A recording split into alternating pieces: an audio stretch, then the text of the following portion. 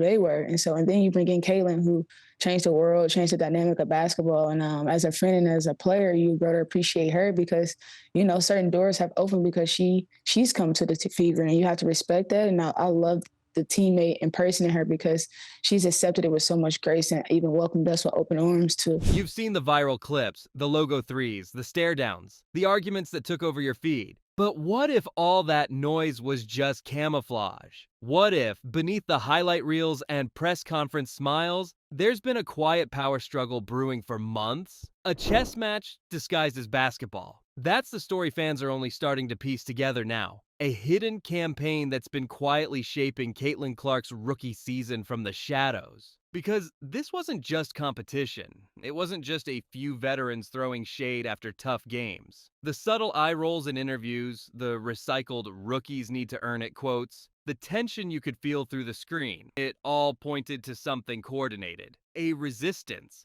A calculated effort to slow down a 22-year-old phenom who was changing the entire ecosystem of the WNBA faster than the league could control it.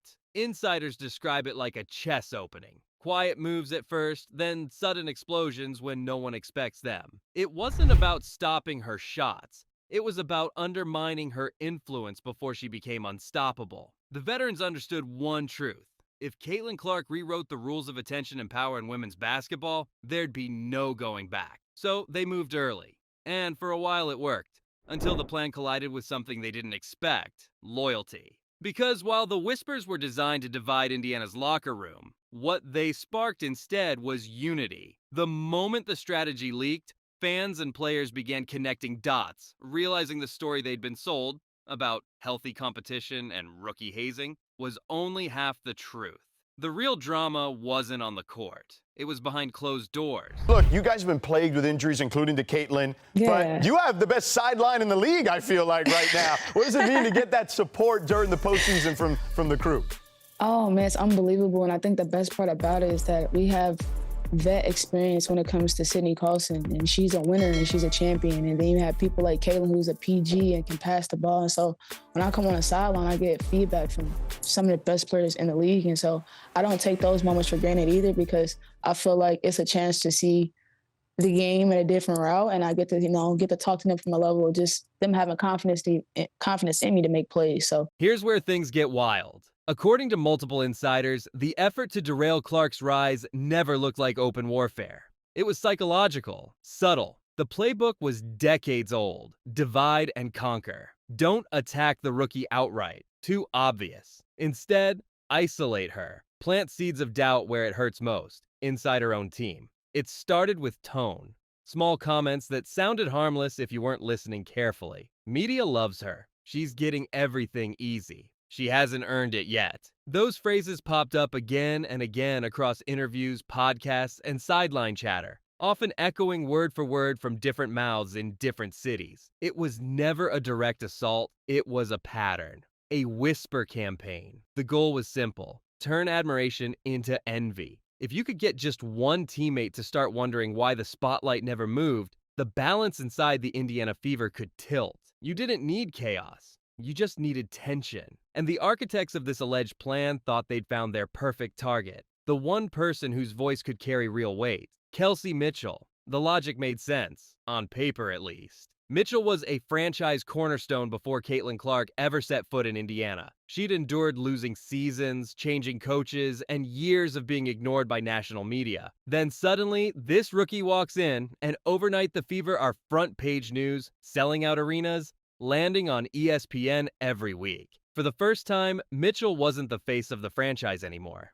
To the schemers, it seemed obvious. Find the veteran who sacrificed the most, whisper that her legacy's being overshadowed, and watch the locker room fracture from within. That was the gamble. If Mitchell even hinted that Clark's hype was undeserved, the narrative would write itself.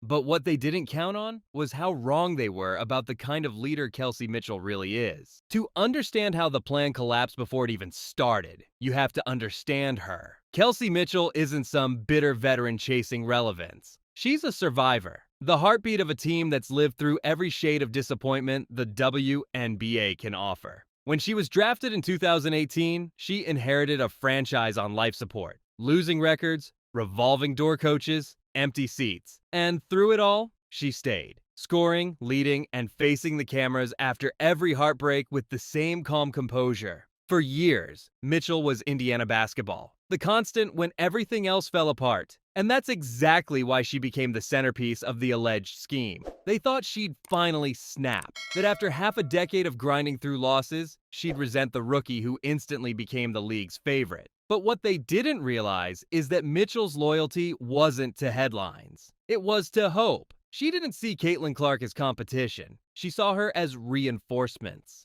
The partner she'd been waiting for to finally turn Indiana's heartbreak into a story of resurrection. So, when the microphones came her way and reporters asked the question everyone was waiting for, what's it like sharing the spotlight with Caitlin Clark? She didn't give the soundbite the veterans were hoping for. She didn't sigh. She didn't shade. She smiled. Then she said the line that detonated the entire narrative. She's not just changing the fever. She's changing the world. That single sentence flipped the chessboard upside down. Overnight, the whispers lost their power. The locker room closed ranks. The supposed plan to divide the fever had instead fused them into something stronger. A team built not on envy, but on shared purpose. And from that moment on, it was clear. The old playbook of jealousy and politics couldn't touch this new era. Because the player they thought would turn on Caitlin Clark had just become her shield. The moment Kelsey Mitchell spoke, the temperature of the entire league changed. For weeks, the conversation had been fueled by rumor, veterans whispering, insiders hinting.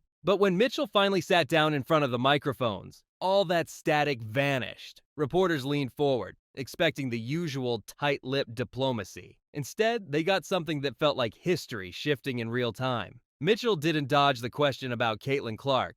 She faced it head on. Her tone wasn't defensive or careful. It was firm, proud, and almost defiant. She's not just changing the fever, she said slowly, every syllable deliberate. She's changing the world. You could hear the room exhale. That was the sound of an entire storyline collapsing. The narrative of jealousy, the insinuations about locker room resentment, all of it disintegrated in one sentence. In a single moment, Mitchell flipped the mirror on the critics. What the outside world had framed as competition, she reframed as collaboration. Clark wasn't an intruder in the franchise's legacy. She was the torchbearer carrying it into the next era. Fans replayed that clip millions of times online, dissecting every word. To them, this wasn't a post-game comment, it was a manifesto.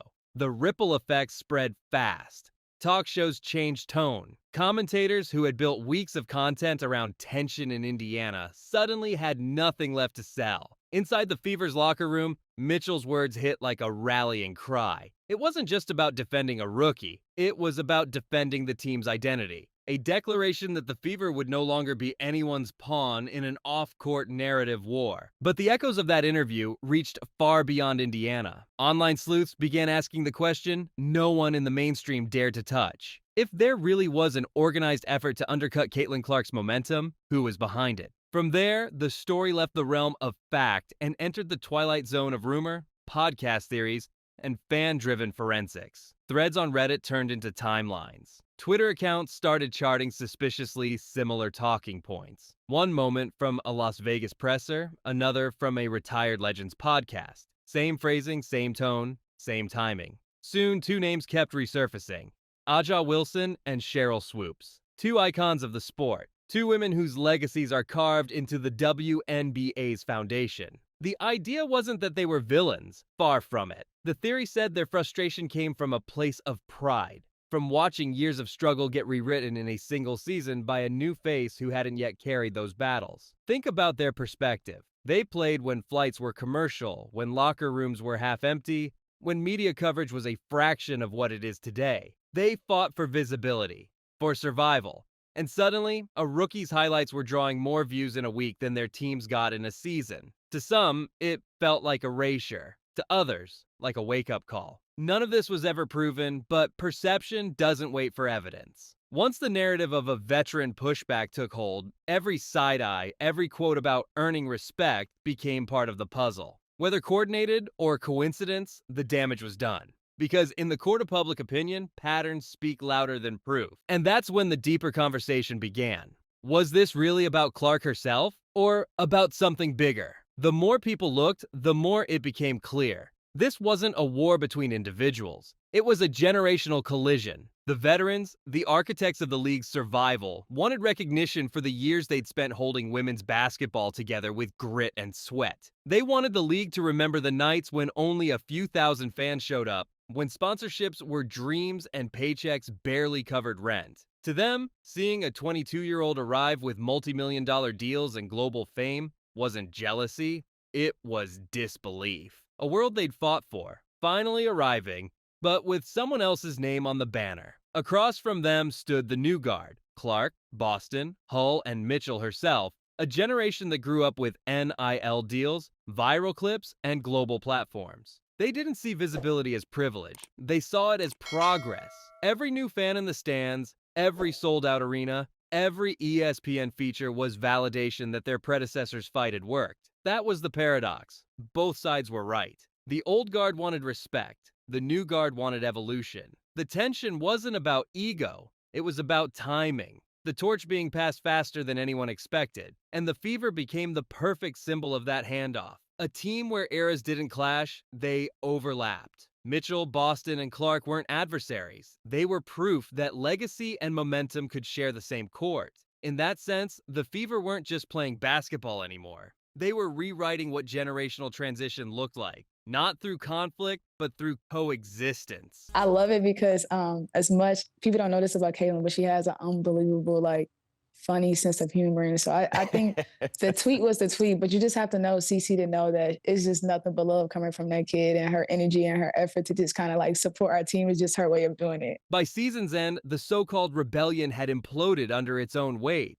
The Whisper campaign that once looked like clever strategy now seemed archaic, a relic from a time when jealousy could still fracture teams. The Fever didn't just survive it, they weaponized it. The irony is perfect. A plan meant to divide became the reason Indiana became unbreakable. Mitchell's loyalty became legend. Clark's calm defiance became myth. Even veterans across the league began to see the shift. The economics, the culture, the energy of the WNBA had changed. Rivalries weren't profitable anymore. Partnerships were. Collaboration, visibility, mutual uplift. That's where the power was now. What once fueled decades of locker room politics, resentment, gatekeeping, pride, suddenly looked outdated in a league booming with new money, new fans, and new cameras. Clark wasn't stealing the spotlight. She was expanding it.